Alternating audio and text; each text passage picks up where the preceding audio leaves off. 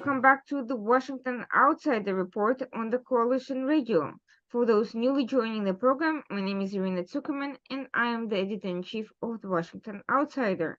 And tonight we have with us Howard Tobochnik. He is from Tel Aviv University, and he is doing research on ESG, and he's also very much involved with the startup scene and collaborations between Israel and India in tech and innovation. It's an interesting topic because most of what we know about Israel and India consists of defense contracts and basically weapons sales, but there is a lot more dimensions to that relationship emerging as both countries are growing and becoming increasingly more influential globally. And we'll find out what opportunities lie there from Howard today. Thank you so much for joining us. Thank you for having me.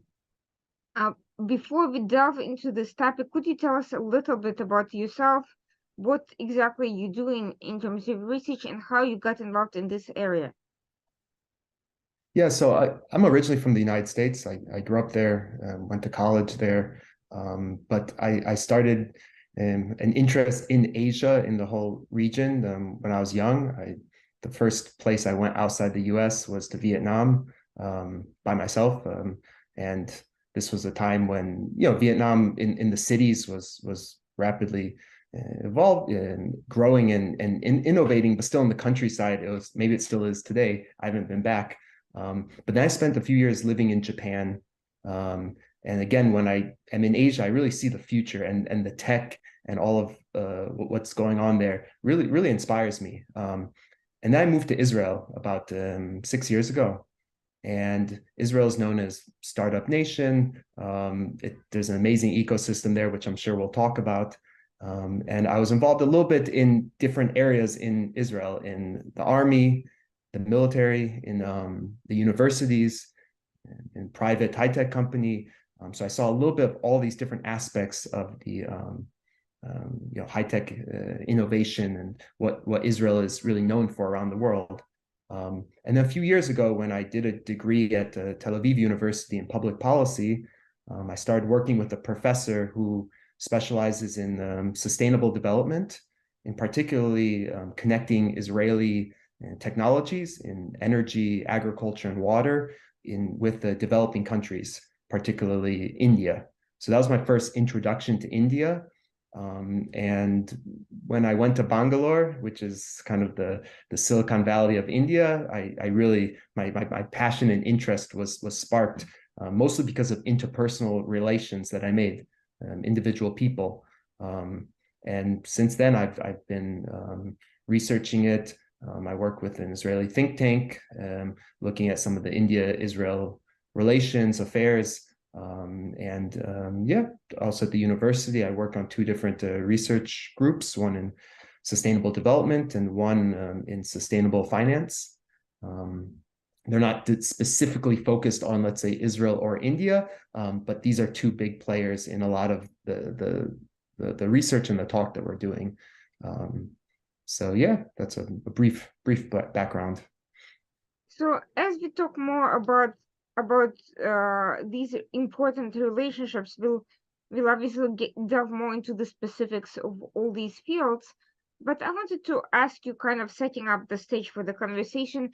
We hear a lot about Abraham Accords. They're exciting Israel developing relations and normalizing with Arab and Muslim majority states is a major diplomatic breakthrough, but these relationships with Asian countries are also both sensitive and important. Israel has had diplomatic relations with India, with Japan, other countries for a while, but we hear relatively little outside some of the, again, weapons deals, maybe cyber deals once in a while. Why is that? Why have these important powerhouses of the economy and the political scenes have taken such a backseat in terms of public understanding of these relations? I mean, from where I stand, I feel like these days all I'm seeing is news and new initiatives about Israel, India, Israel, Japan, but maybe these are very specific to certain tech sectors. The relations aren't that old. Official diplomatic relations between India and Israel began in 1992, right? So we just celebrated 30 years. And it started out fairly modest. Like you said, defense, that did not start in 1992. Even before there were official diplomatic relations, Israel was sending weapons to India and helping them with various aspects of their defense, including counterterrorism and their in particularly the trust between the two countries was kind of built under undercover. It wasn't public news like you said, but Israel helped India a few times with their wars against China, against Pakistan, and particularly in 1999, when the U.S. was boycotting India due to their nuclear weapons, tests and whatnot. Israel continued to supply weapons to India. So, like you said, that is the kind of the bedrock of this relationship.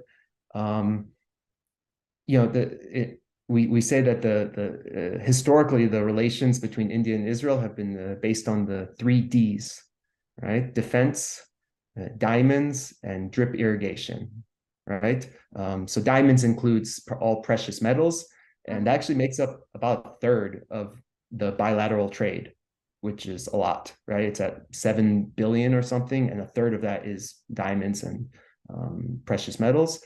And drip irrigation, this is really the one that I'm excited most about, not only because I work in that field a little bit at the university, but this is something that Israel is known for around the world, is its agriculture and water technologies. And we've been working with India a lot, setting up various centers of excellence around India that focus on training, like skill training for Indian farmers, various technology transfers. I think I'll go into that more because that is a big area. Please do. It's very exciting, actually. And that's what I think for Israel, that's also a model that can be replicated with other countries, because water is an issue that, water scarcity, water security, food scarcity, food security, these are issues that so many countries around the world, not only developing countries, but other countries also are worrying about, now that everything's so interconnected globally, the supply chains, and COVID and other wars like the war in Ukraine have showed us that you can't always depend on the way things are going right now.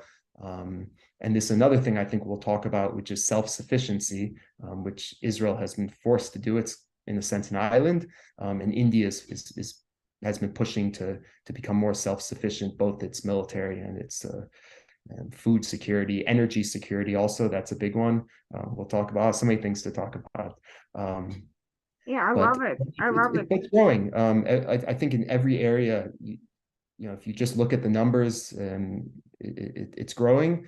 The question is always, are you maximizing the relationship? Are you maximizing what it could be? The answer is usually no. But I think compared to many other bilateral relations, this one is quite strong. There are some worrying aspects, some things that we should take note of, but the future is quite bright and optimistic. I mean, India is also a place where many young Israelis go after their service before they go into universities or start their jobs. And I guess there's a lot of opportunity to just basically forge personal relations aside from any formal, government backed agreements. Yeah, so I that is an important one that sometimes is overlooked, is interpersonal relations, especially when you want to form official diplomatic relations between countries. It's not just all on paper, like what can we work out, like machines and lawyers and whatnot. It depends on trust. Do the people trust each other? Do they understand each other? And diplomacy is something that I'm fairly, let's say, new to Israel. I've only lived there for 6 years. Of course, I've followed Israeli affairs longer. But this is something that has been criticized, that Israel doesn't do enough in its political, let's say, diplomacy with other countries. It's not as strong in that as it should be, and that may have hurt relations. But to make up for that is that Israel has these niches, right? Certain things that they're really, really, really good at: innovation, agriculture, defense, or specific things within defense. But back to your point, the interpersonal relations, we've seen the two prime ministers, Modi and Benjamin Netanyahu, they seem to really like each other. It's impossible to really tell what their true feelings are, but they seem to be somewhat similar and have really good relations. So people point to that as pushing forward the relationship.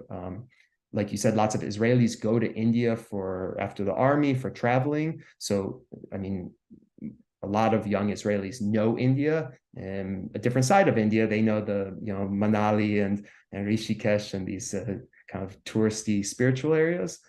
But it's something. Another thing is that there's not insignificant Jewish Indian population, right? So in Israel, there's something like 80,000 Indian Jews. There were a few different communities in India. Some are left. I think in the greater Mumbai area, there's still about 5,000. In Cochin in Kerala, there's a small, but it's got a lot of history, a few synagogues. And I honestly, I don't know how much the Indians know about this. All Israelis know about these different populations of Jews that came from Ethiopia, that came from India, that came from other areas. But that really helps with I think that really helps with the relations, because you have these ties that are deeper than just a business deal, right? You have some real interpersonal connections. So you mentioned about the importance of this agricultural bridge building as a way to kind of both forge business ties, but also it creates goodwill. And there's been some, India has tried has pushed very aggressively to modernize its water access to the general population. My understanding is they're also facing some issues due to the combination of the pandemic and also the war in Ukraine and the wheat crisis. And I'm curious, how has that impacted, first of all, the economic situation there, and second, what opportunity or challenges has it created for Israel in terms of the kind of trying to push more business and more involvement in those areas? Yeah. So again, this is the second area. In addition, this is the other D, that there's very close and deep and long standing ties. Israel has been working in the agriculture and water sectors for long before 1992, for many decades. We have something called the Mashav. It's through the Ministry of Foreign Affairs in Israel. It's the agency for international development cooperation, and they have got many centers in India where they, like I said, they do various training, and they also do other kinds of programs, and also bring people from abroad, right, from not just India, to Israel to work and train and learn some of the know-hows. Of course, drip irrigation is a technology that it was invented in Israel and has spread in India. It's still not used as widely as it should be, but it's helping. And so that's the history. Now today, like you said, there's still much concern over clean water and agriculture, food production, sustainability.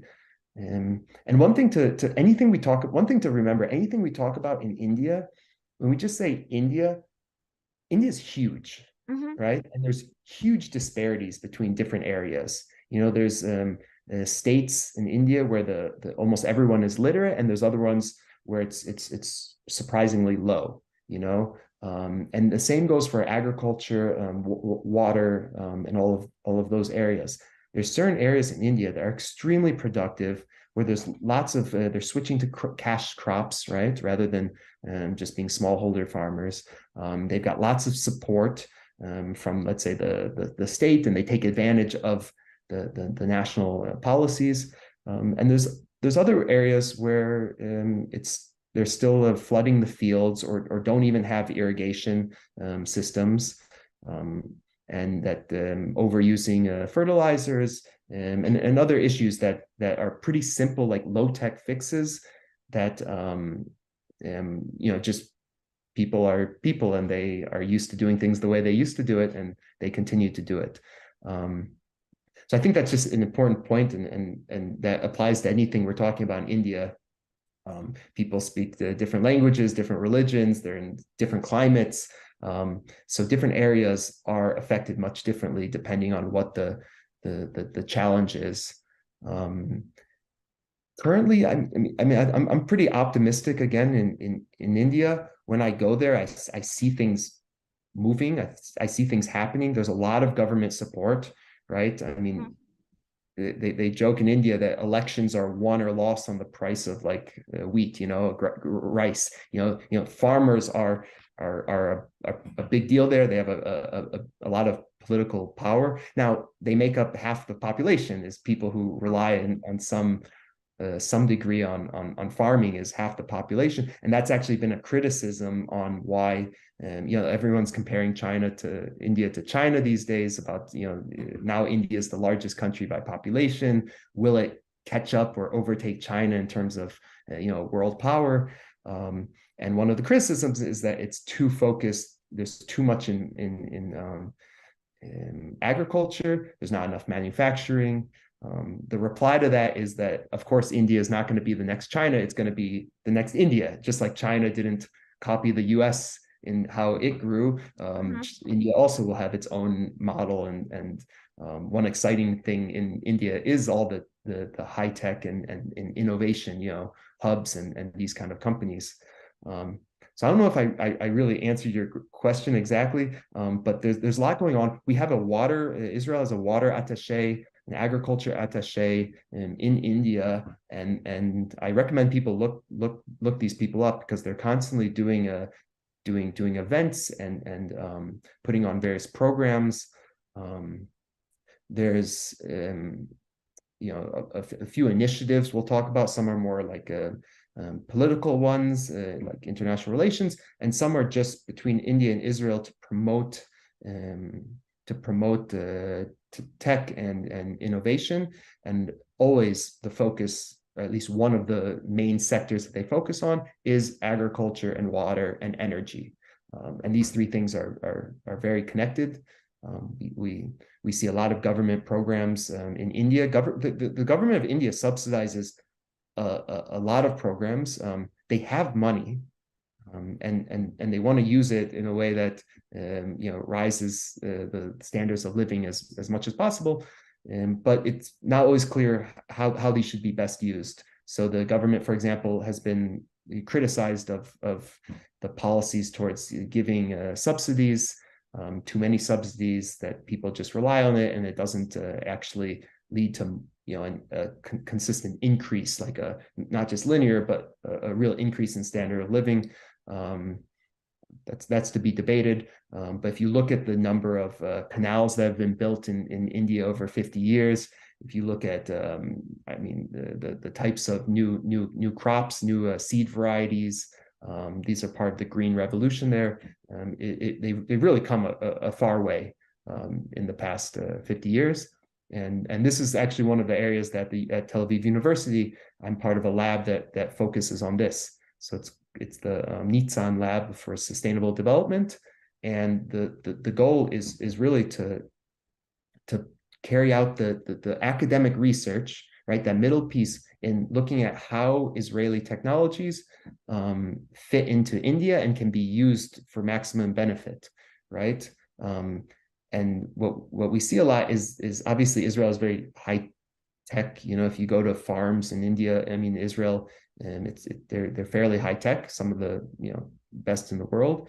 But it's not always, technology adoption is an interesting area of study. It's not always as easy as just sharing this piece of technology and then you get the same results in a different country.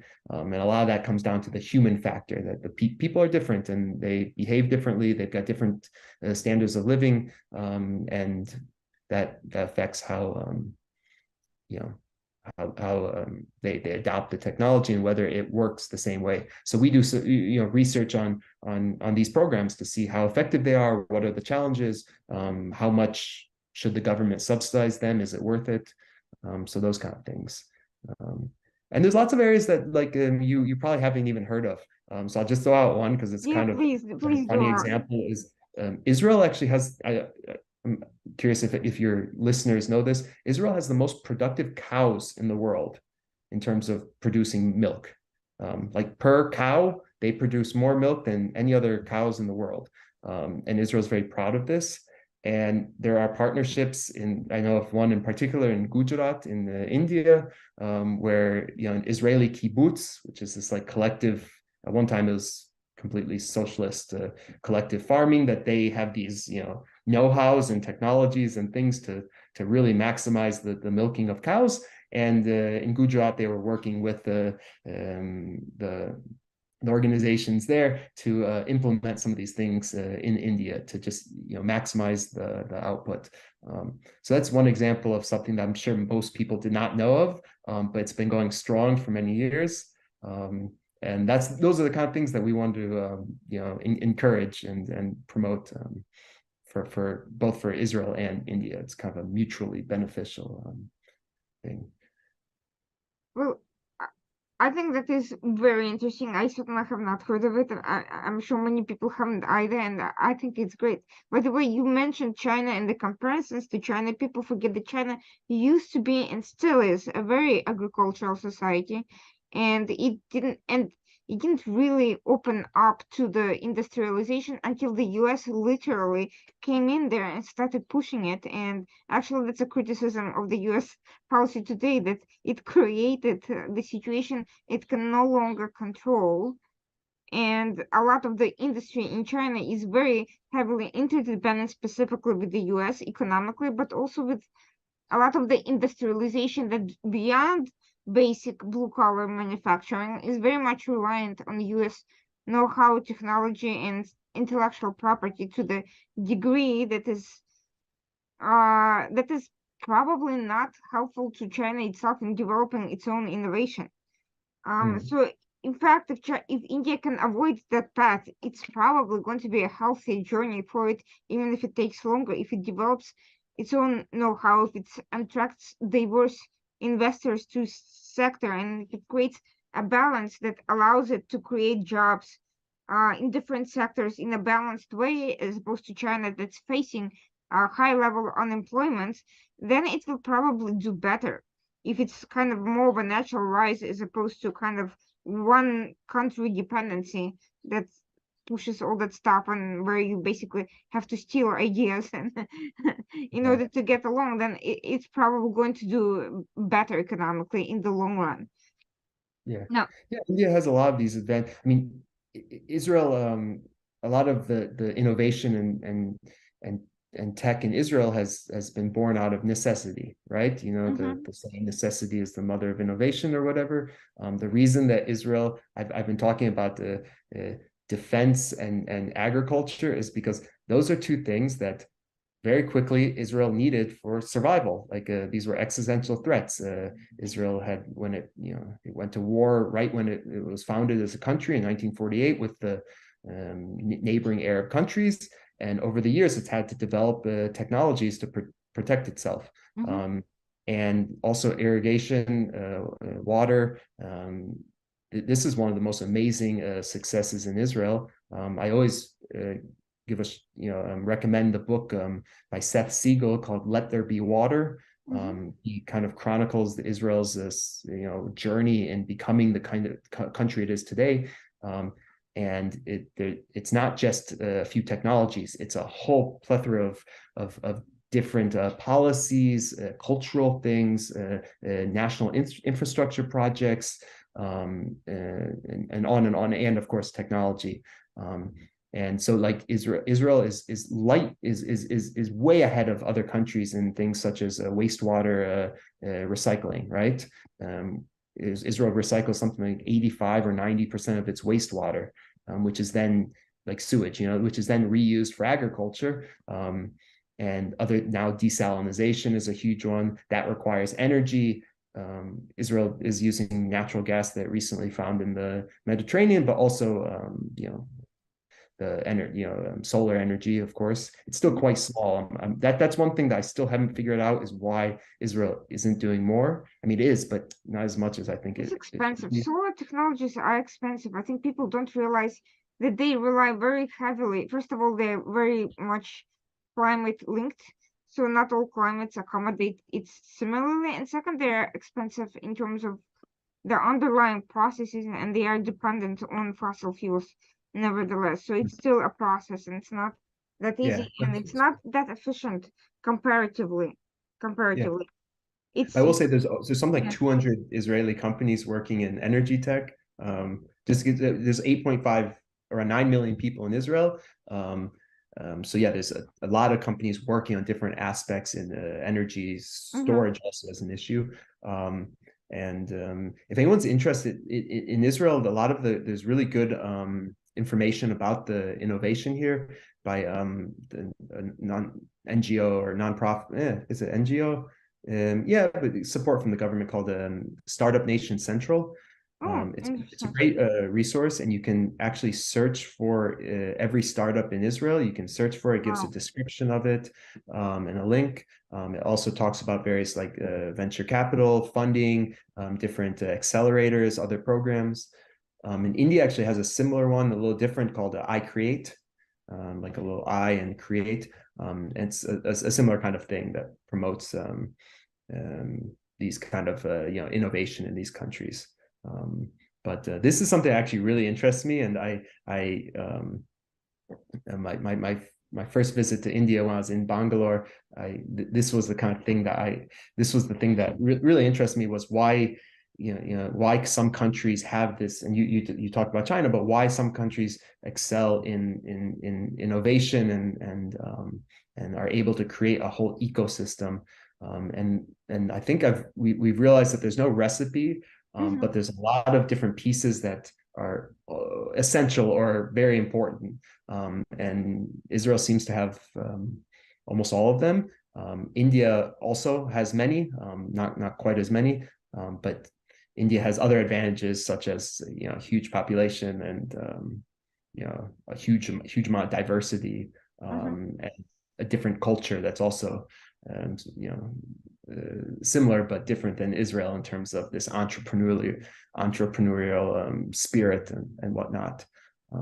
So Yeah, that's something I'm very curious about because a lot of Asian countries are known for hard work, for discipline, for, dedication and just a very structural environment, but not all of that is necessarily conducive to kind of a can-do attitude of experimentation and failure and mm, essentially redoing everything from scratch.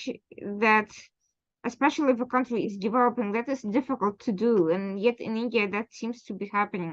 So can you talk about the factors that are making it possible? What made it possible in Israel? What's making it possible in India? And how can you kind of work together to kind of streamline this natural thing into something that can be actually cultivated?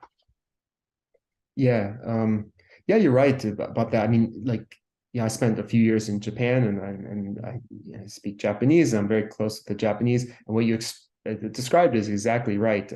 And when we talk about Israel-Japan relations, we often say that Israel is very good at 0 to 1, and Japan's good at 1 to 100, right? So they look at the car industries as what they were able to do, and other tech industries. And you've got South Korea, Taiwan, which have their own flavor of that.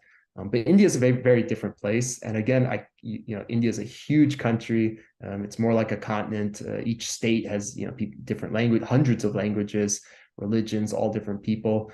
And this they say diversity is helpful for innovation. So I'm assuming this is one thing that Israel and India have in common is diverse population, right? Israel's diverse population is immigrants mostly. People over the past 100 years have immigrated. Jews have immigrated here from all over the world. You know, Western Europe, Eastern Europe, obviously the U.S., which has the largest Jewish population outside of Israel, the Middle East, Iraq, Iran, Yemen, all over. Anyways, there's a lot of diversity. So that's one thing that maybe has contributed. Some of it's just like I said before, a cultural thing of innovation. I always there's Israel's prime minister, not the current one, but in the past, Shimon Peres.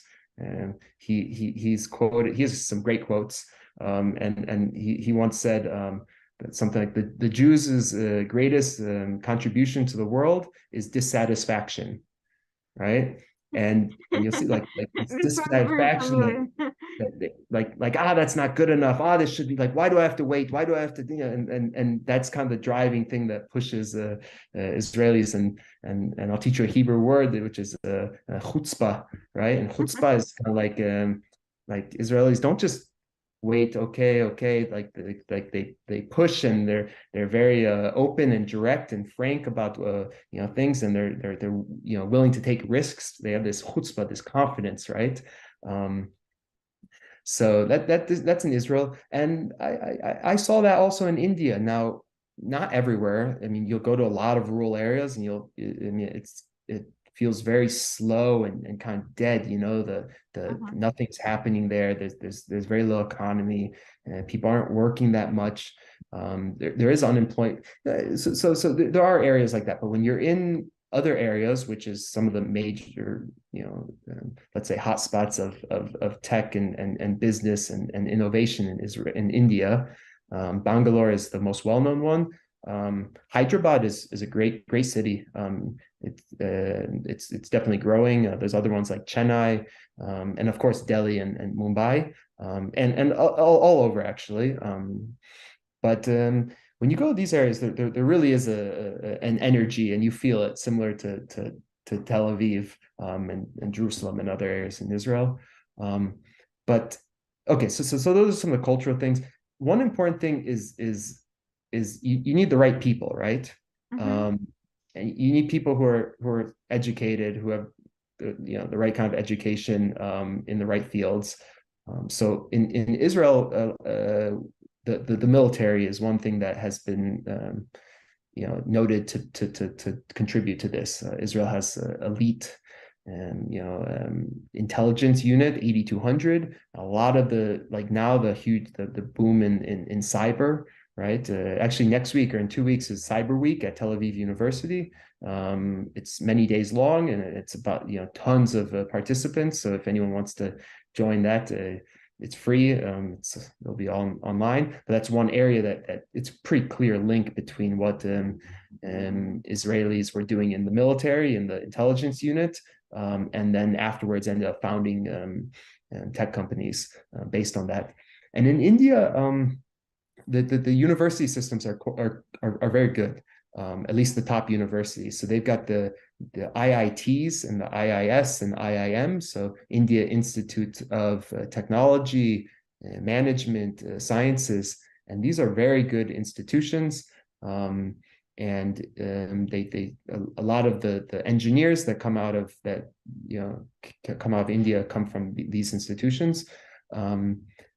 And so there's lots. So I think it started with engineers in IT. That's what India used to be known for. So again, like Israel, with starting with military things, then moving into other areas. India, I think it started mostly in IT, and there's lots of engineers coming out of these good institutions.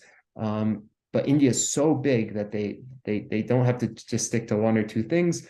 They can expand to many sectors, and I think that's what's been happening. And the last thing you need is funding, right? Now the Indian government has more money. So it is funding more projects, funding more incubators, things to just help startups. And then you also have venture capital, which comes from being known, so Israel is very well known. It gets more venture capital per capita than any other country. And also the government spends more on R&D than any other country per capita in Israel. And so India is ramping that up also. So you've got the government support. And I'm probably missing a few other factors that are important. But there's no recipe again. So you should probably copy what the best are doing, right? Which countries are the best, copy some of the things they're doing, but you can't really copy because India has 1.3 billion people. Israel has 9 million people. It's a very different country, very different culture. Yeah. Yeah, and you mentioned that there is a disparity between different areas. Could you talk a little bit more in depth about that? Because I think many of our in the audience are not necessarily familiar with India's geography, its diversity, and would be curious to discuss which areas, which not just to stereotype everything as one country. It's more like many countries in one. Yeah. So India has basically everything. If you go there, you will see that you really have to go there to feel it, because it really has everything. And the main cities people know, Delhi, Mumbai, I guess Bangalore, and there's some touristy areas that are well known, right? Like Leh up in the north, where the Dalai Lama was. When I was there, the Dalai Lama was there. There's a big Tibetan population, Tibetan and Nepali population from Nepal. So you're up there and you feel like you're in Nepal or Tibet. I mean, it's India, but it's got that feeling. Up there also you've got the region of Kashmir. So this is on the border with Pakistan, and this is that very controversial, volatile area. Large Muslim population. If you don't know the history of the partition, but from India and Pakistan, that's something that you have to understand why these things are going on today. Obviously, India was a British colony for a long time, longer than, let's say, Israel, which shortly was ruled by the British. And they partitioned, made Pakistan and they made India, and that's that's in the north, right? Then there's other areas. Obviously, Delhi is the political center of the country. Mumbai is the banking kind of center, as well as Bollywood. Which Bollywood, great way to get a little feel for India. I can give a list of movies that I enjoy, but that's always a good way to get to know a country. You've got also up in the northeast, you've got these states like near Kolkata's the big city up there, but in that area. Also, it's mountainous, and these are very small states, right? Geographically and size-wise. And the population, the people there it's very different from, let's say, South India. And South India, I think, is what a lot of people know, because a lot of the cultures from, at least in the United States, come from South Indians. Also, maybe the cuisine also. So, and this area is also wealthier in southern India. You've got I think from everything from the agriculture to the tourism and to the different manufacturing and other businesses. In the south, it is wealthier. Although Gujarat, which is not in the north, but let's say between like Mumbai and Delhi, that's where Prime Minister Modi is from, and he's put a lot of resources into that state. He was the chief minister of Gujarat, and now he's prime minister. So all over there's different centers of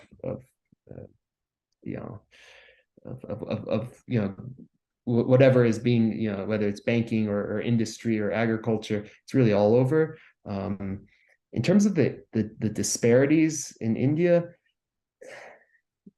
I mean, the numbers tell you one thing. I mean, India has more billionaires than any other country except the US and China. So it's not a poor country in that sense. There's a lot of billionaires. One of them, Mr. Adani, just bought the Haifa port for over $1 billion. So that's been in the news a lot, because well, in my personal opinion, this is a sign of a long-term investment, right? Startups are very short-term. You can invest in them, get in and out. You want the exit in a couple of years, right? A few years. But when you buy a port in another country, that really is saying something about the both his prediction for the future and that it's a stable relationship, right? So there are a lot of billionaires, but also you go to India, like you see it on the news, and when you go there's a ton of poverty. There's areas that the slums. And Mumbai is this interesting area, or all the cities, I guess, but Mumbai in particular. I was there recently, and there's this one building. I think banks and some other financial institutions there, and it's the most expensive building in India. And you can like look down across the river to the biggest slum in India. So you've got really this right there, and this you can walk from one to the other. You've got the some of the richest and the poorest. And what I was told, which I thought was interesting, is that the slum is obviously you walk around, it's like a slum. I mean, it's very vibrant. There's lots of trade and other things going on there. But the land that the slums are on is super expensive. So the land is worth a lot of money, and slowly the developers are pushing people out to build new. Mumbai is particularly crowded because it's kind of, if you look at it on a map, it's kind of like crunched into this little peninsula area. So there's no way to expand, which jacks up the prices and makes it quite crowded. But yeah, we could give a whole. I'm not an expert in Indian history or other aspects of Indian society in particular, but it's kind of a thing where you just have to go there and feel it. And some people hate it and other people love it. I feel like it really evokes these two extremes. I love it. I love the energy there. I love being on the trains. The food. Just really love it. But I try not to let that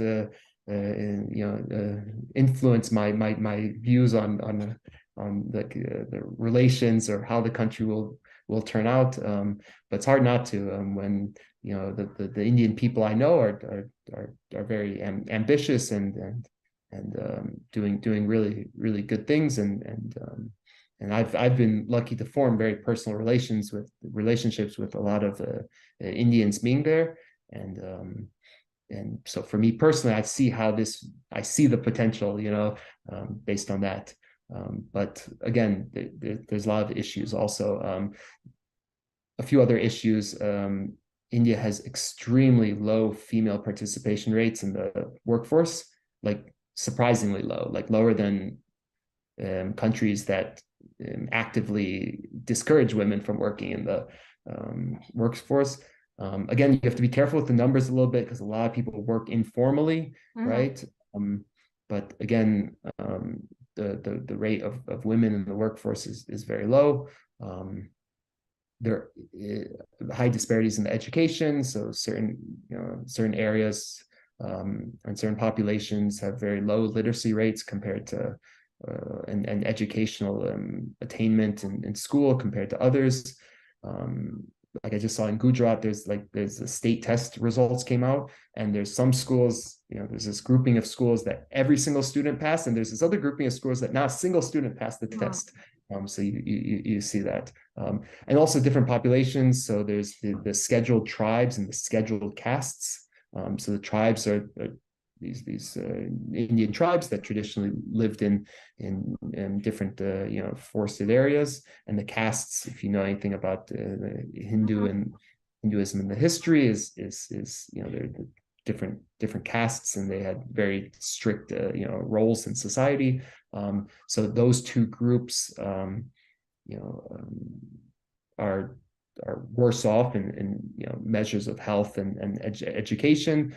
They get a lot of support from the government in various forms, but it's still is a disparity there.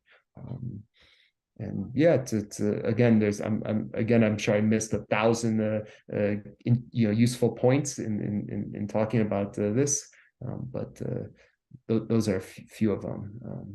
And you mentioned that there are some official initiatives and programs that Israel and India have with regards to all this stuff, agriculture and so forth. Could you tell us a little bit about that? Like so just recently, there's been a lot of things happening since 2023 started, right? Which is just less than the last 6 months. There were 3 official visits by Israeli, like the Knesset Speaker Ohana and the Minister of the Economy Barkat and the Foreign Affairs Minister Eli Cohen. They all did official visits to India, right? So you've got all these happening. There's this. They signed some MOUs. Where they're still talking about an FTA, like a free trade agreement. This one, I've been trying to find more information about it because it seems like it's been going on for a long time. And I keep reading articles saying it's coming soon, and then it hasn't happened. It hasn't been signed. But so that's hopefully coming. There's an innovation fund called I4F, which is funded by both the Israel and the Indian side. Right, it's the Industrial R&D and Technological Innovation Fund, something like that. So the Innovation Authority on the Israeli side, and this GITA, it's called on the Indian side. And so any joint ventures, right, where there's one Indian company or group and there's one Israeli one working on, again, like I said, the focus sectors: agriculture, water, also energy, healthcare, ICT. So I think it's a $40 million fund, and they fund these kind of R&D ventures, for startups. It can have lots of partners, including academia and some others, but has to be based in business. There's other ones in academia going on, and these are specifically set out. You can apply for them. And probably the biggest one that everyone's talking about is this I2U2, right? India, Israel, the UAE, and the United States.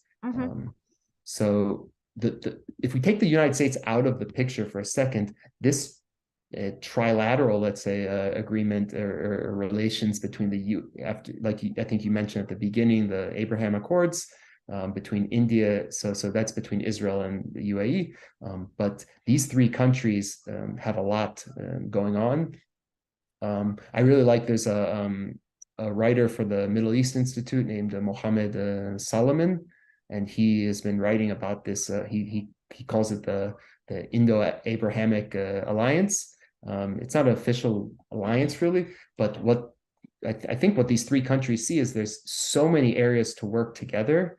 And again, we don't have time to go into it, but this is a kind of a phenomenon called kind of middle powers, and focusing on mini laterals, right? That rather than having official alliances that take a long time and really set in stone, you have to do this. Rather, to that middle powers, like especially the strong middle powers like the UAE, India, and Israel, should focus on specific areas, right? Where do we have mutual interests? So these 3 countries have some regional geopolitical interests, right? They're on different sides of West Asia, right? The Middle East, India and the UAE already have very close ties, a huge Indian diaspora in the UAE, energy, and other trade also. So I2U2, the US is the the main player, I guess, in it, pushing these things. But a lot of the initiatives are happening using Israeli technology and UAE funding in India, or some combination of that. Some say it's, you know, a way to counter China, right? China's growing influence in the Middle East. They don't officially, obviously they don't officially say that. It's not a, it's don't, you can't compare it to the Quad or something. It's not a security, it's not an alliance. It's a grouping that's supposed to increase, you know, trade, investment, joint R&D, technology transfers, and these kind of things. Just recently,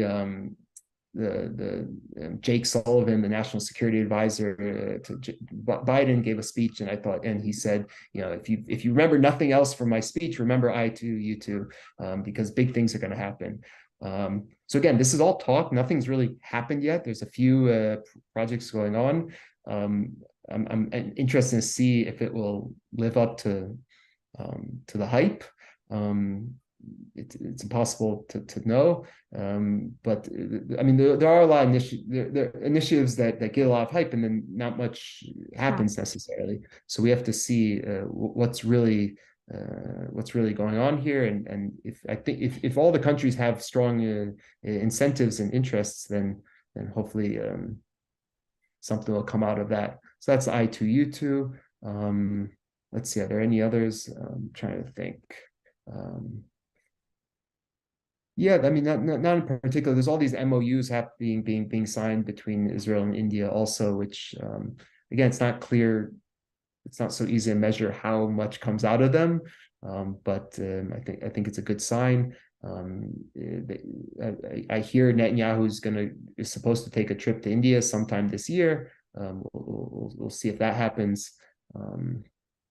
But yeah, these are the main ones I've been hearing about. Other countries, there's a lot of talk also about what other countries to pull into these middle power partnerships. So Japan, South Korea, Singapore, Egypt, even Greece, and some other countries that have, for each issue, right, for each, let's say, sector, or whether it's a strategic geopolitical thing, or whether it's a specific sector like healthcare or whatever, you can kind of form a different grouping that has a common interest and shared interests. So I think this really is an important thing in building really deep relations between countries, is this shared interest and the right timing. That why is it happening now? That's a good question. But just to go back to history, a lot of these countries like India that depended on Arab oil, or had strong close relations with the Arab countries that were not so friendly with Israel, and that was a hindrance to the relations. And today it seems like what's happening is that you can do both. India still buys weapons from Russia. They didn't accept the U.S.'s demands to boycott it, and they buy Russian oil, but they still have good relations with the U.S. and other countries. I think in our region the same thing had. There's a block against Israel, right? So we might see, they were talking about Saudi Arabia, what's going to happen with Israel-Saudi Arabia relations. It's a little bit maybe more complicated than the UAE, and now they just signed the agreement with Iran. But again, the people, the analysts who study that seem to claim that it will happen. It's a matter of time. And you can have India. India still has, and I think you wanted to talk about some of the challenges. India has very close relations with Iran, which is Israel's main, threat and worry in the region, in the world. India has very close relations with Iran. It buys energy from Iran. It invests in Iran. Both of those things can be true. It's not a black or white thing. Israel is obviously is stuck in the middle of this, let's say, superpower competition, China and Israel. I think you've had other guests talk about that. but again, it's not a black and white thing. I mean, Israel can't sell China certain technologies. The U.S. says no.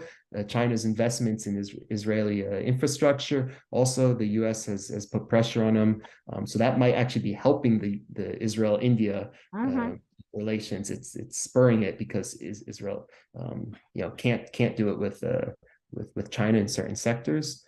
But it's certainly a challenge navigating these different relations with countries that don't have, let's say, full diplomatic relations or have differing,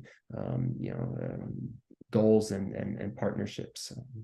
It is curious what happens if Iran continues growing closer to China and whether it will impact its relationship with India. But for now, even without those geopolitical considerations, it looks like India is taking steps to become more energy independent regardless. One of the issues that I wanted to bring up is India's competition with China in renewables, in green energy, and it has been looking to become a global provider of nuclear, civilian nuclear technology and energies, and it has developed some unique approaches to that. Well, how is that affecting the energy sector, and what impact does it have on Israel's cooperation in and the involvement in renewable technologies? So I'll admit I don't know so much about India's nuclear sector and what they're doing there, but you're absolutely right that India wants to be both self-sufficient, right? Self-sufficient in many different areas, avoiding, for security, but not just physical security, but food security, water security, and energy security is a big one. It wants to be self-sufficient, and it has this conflict on its borders with Pakistan and also in China. Now, China and India are huge trade partners with each other. They've got huge trade relations. There's a lot going on there, but there is some competition and they don't like each other, right? They don't like each other. Again, it's hard to know what is more of the rhetoric that's happening just at the political level and what really the business or trade or people to people relations, how exactly it is. But yeah, you're right that India is pushing this. So one thing that they're doing is a lot of Modi has this Made in India initiative where they're promoting more manufacturing. This is one way of building India as a global power. But also it leads to the self-sufficiency. So a lot of the weapons and other defense sector technology that Israel provides to India, now the Israeli companies like Elbit or whatever are actually helping working with Indian companies such as Adani and these other big conglomerates that do everything to make these weapons and other things in India, right? So that gives India a little bit more of a let's say self-confidence that they don't have to depend on Israel sending weapons, that they can build it on their own using the know-how that Israel provides. I think this is happening in the other sectors as well. But again, this is an area that Israel can take advantage of its expertise. And Israel's a small country, so it can't do everything like a big country like the U.S., which really can be strong in so many different areas.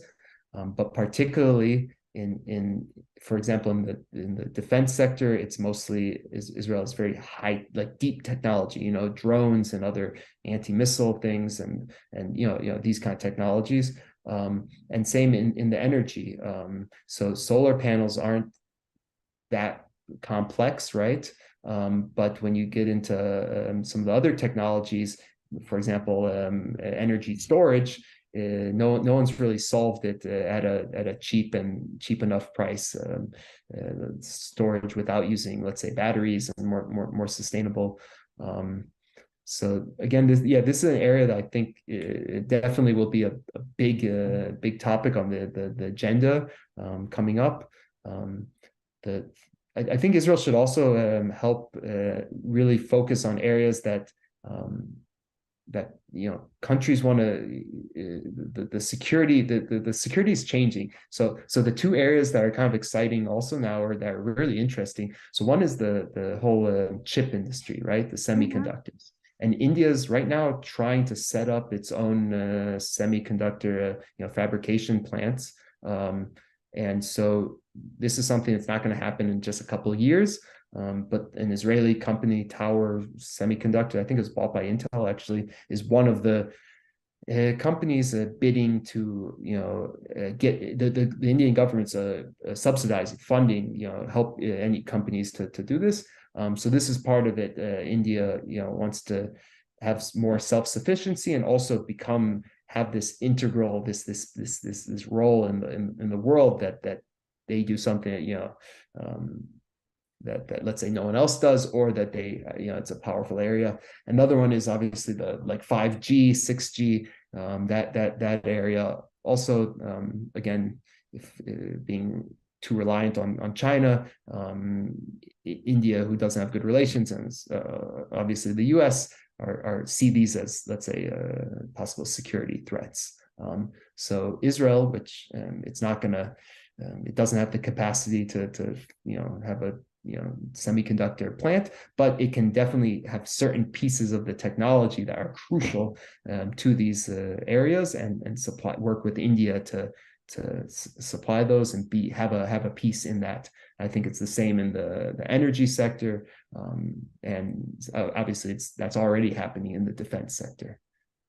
So I'm also hearing kind of competing narratives about how India is tackling its efforts to modernize, innovate, and on the one hand, there is this huge news about it's trying to overhaul and digitize its economy, its retail sector, and create this huge online retail ecosystem that would level the playing field for small, mid-sized businesses vis-a-vis huge conglomerates and huge companies like Amazon and Alibaba.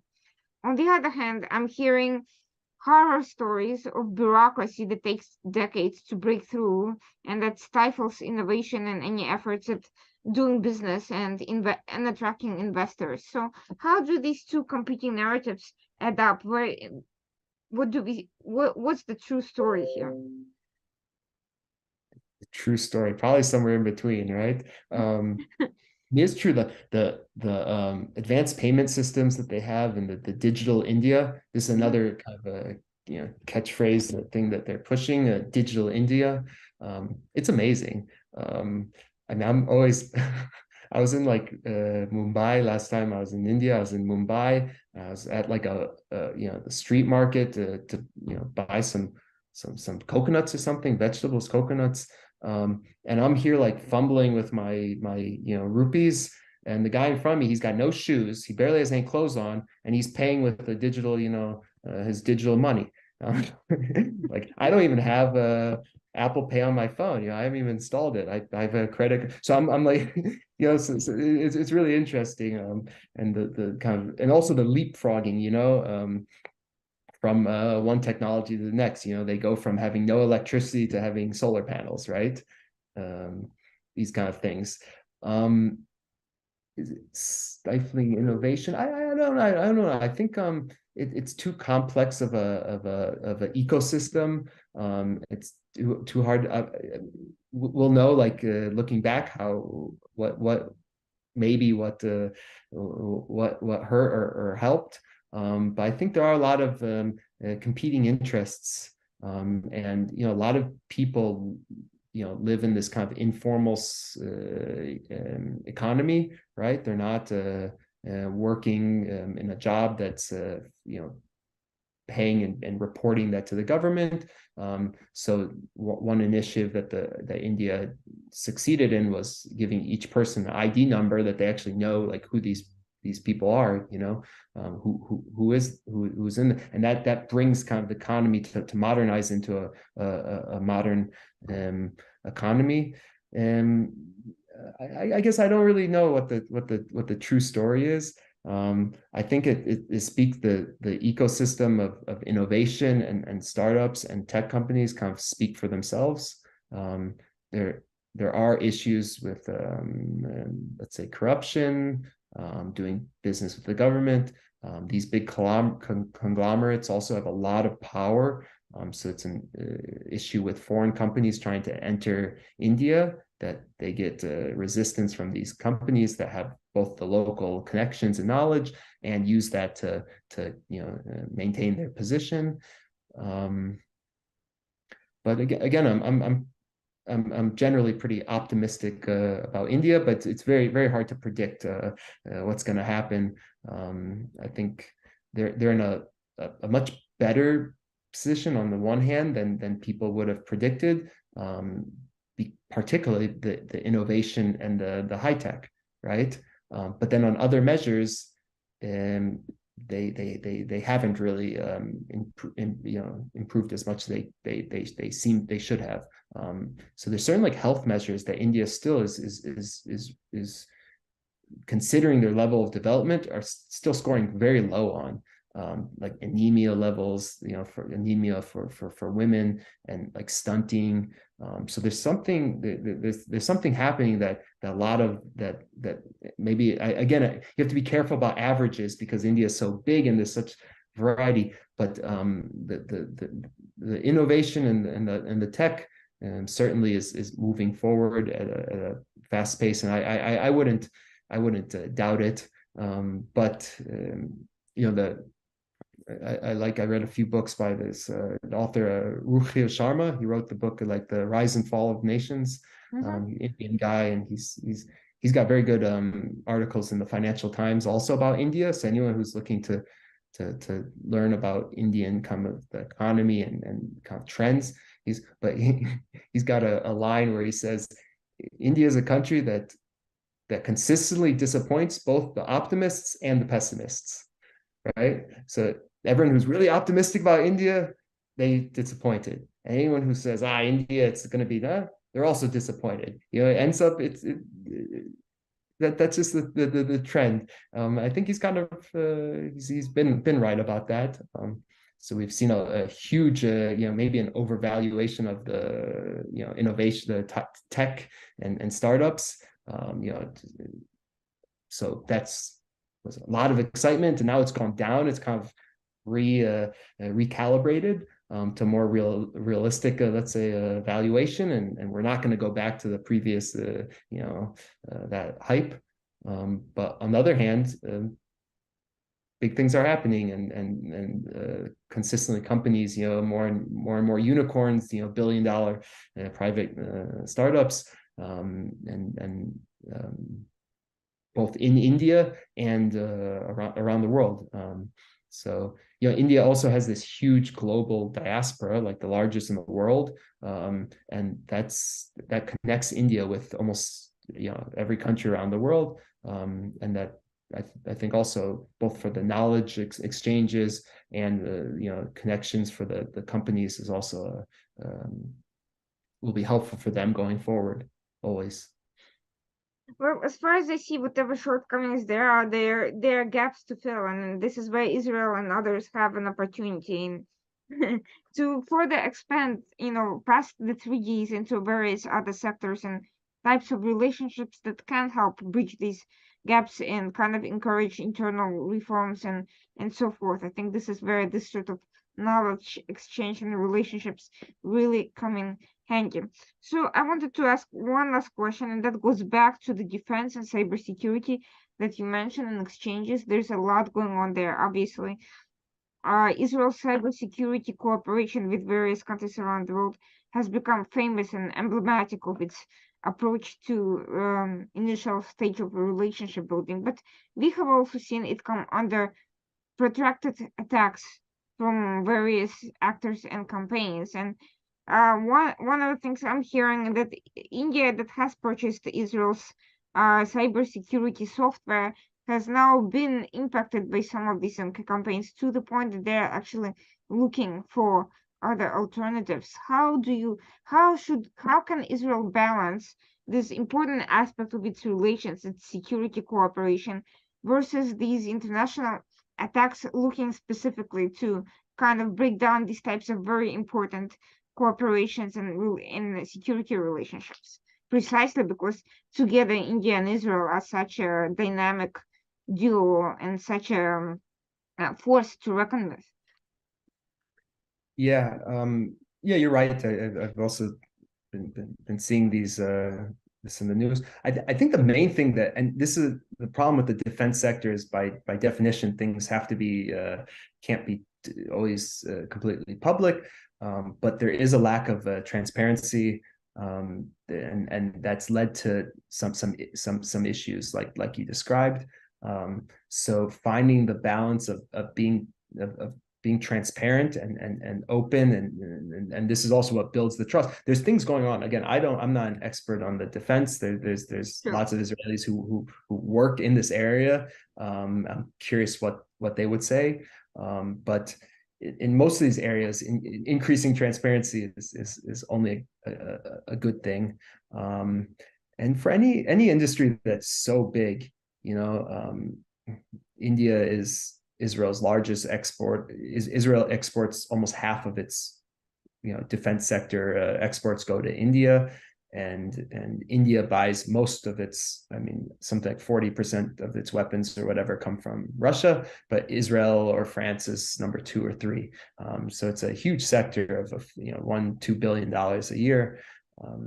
And so if there are a few things that don't work out, or Israel doesn't do so well, that's natural. That will happen. It shouldn't be overlooked. Of course, Israel can work on that. I would have to dig into each case on its own, because I think each one kind of is different. In the cybersecurity, there's these private companies, and also there's it's an interesting dynamic where it's like private companies, but also some government connections, or has to at least have government support or approval to work in certain areas. So I think that's kind of its own topic, and I'm not so much of an expert in that. But India, it's looking to diversify. It doesn't want to be too dependent on Russia. It's explicitly said that it needs to diversify both the countries that it's receiving weapons from, and also the kinds of military technology that it's investing in. Like I said before, it wants to do more at home, built in India. So Israel now is a big player in that. I mean, this has only come in the last, it's a huge increase in the last 10, 20 years, obviously. Israel's a big part of this. But yeah, and again, it's not just these companies in technology. They also are working together on counterterrorism, information sharing, different partnerships like that. So it really is the most multifaceted and deep relationship between these the aspect of the India-Israel relations.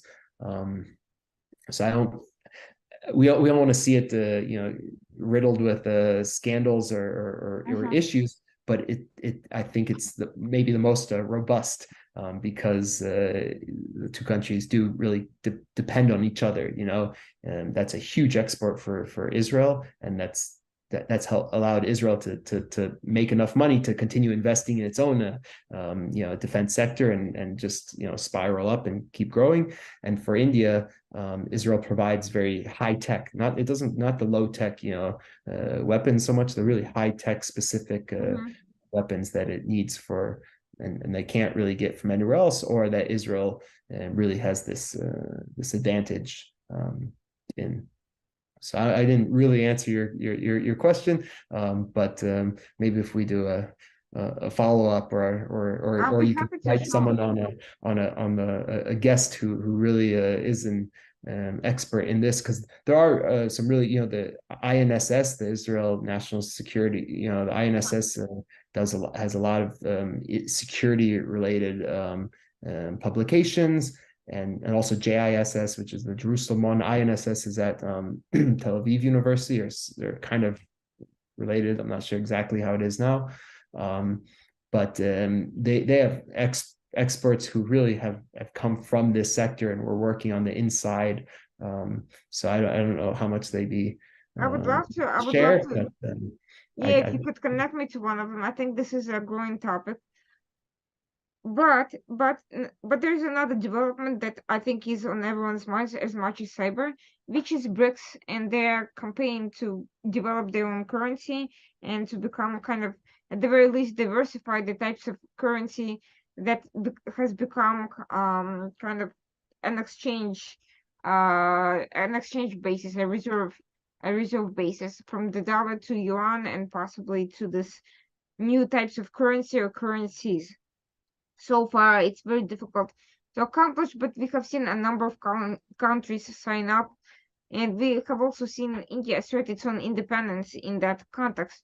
To what extent do you see Israel aligning with BRICS and those 40 plus countries versus the rest who haven't joined? How do you see that relationship going? I mean, Israel's closest ally and strategic partner is the United States, and that period. Like, that's not going to change, at least in the near future. So I think Israel will continue to side with the United States. More and more, it'll able to do these little partnerships with middle powers. For the most part, the countries that Israel has bad relations with, the U.S. also, or vice versa. So like Iran, both Israel and the U.S. are countering them. Russia is a kind of interesting one. Israel doesn't have great relations, but there are obviously relations. But no, I don't think BRICS. I don't think Israel will. I mean, I don't know what the choice is, what they'll side with. I'm not even talking about siding so much as how do you see how do you see Israel relating to the group of countries? I'm not saying about siding, but do you see them engaging in any way with that general dynamic, or do you see this kind of becoming more of a, less of a pro-independence dynamic and more of an anti-US dynamic? Yeah, well, I mean, Israel, their main focus is their region, right? So and for good reason. I mean, again, Israel isn't a huge country, a huge power. I mean, obviously in trade, the United States, China, and the EU are the main partners, but a lot of the focus is here on in the region, which is why we talk so much about the Abraham Accords and relations with our neighbors that we have good relations with, Jordan and Egypt, and then West Asia, which kind of is now becoming more and more connected here. I don't have a good sense of where Israel will, in terms of what you talked about with the currency with BRICS. I personally don't think much will change at least in the near future. But Israel, one thing that Israel is very good at is adapting to stressful situations, and outside situations. For example, let's say boycotts against Israel, wars against Israel, etc. Israel has been very successful. Now we're seeing internal threats, right?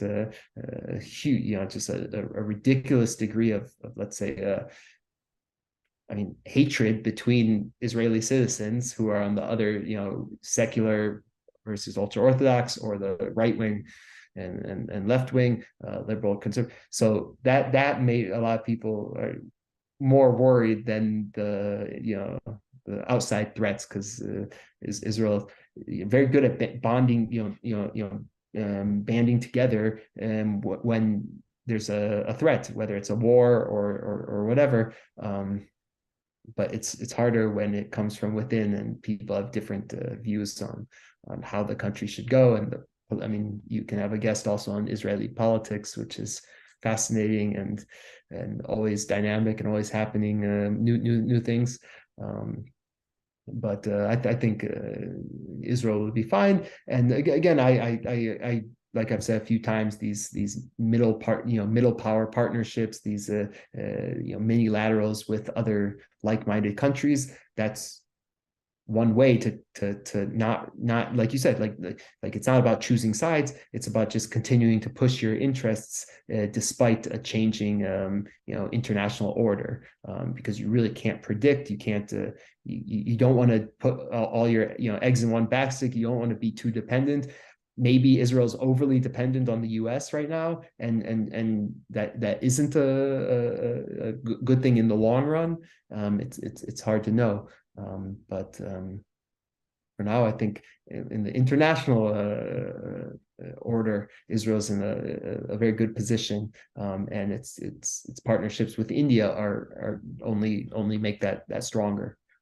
Of course, I love India. I'm very optimistic about that, but we'll see. But Israel is also China. Israel has good relations, and those are a lot of benefits to Israel. Again, it needs to be careful. To safeguard its own interests, to have its own leverage its position in these relations.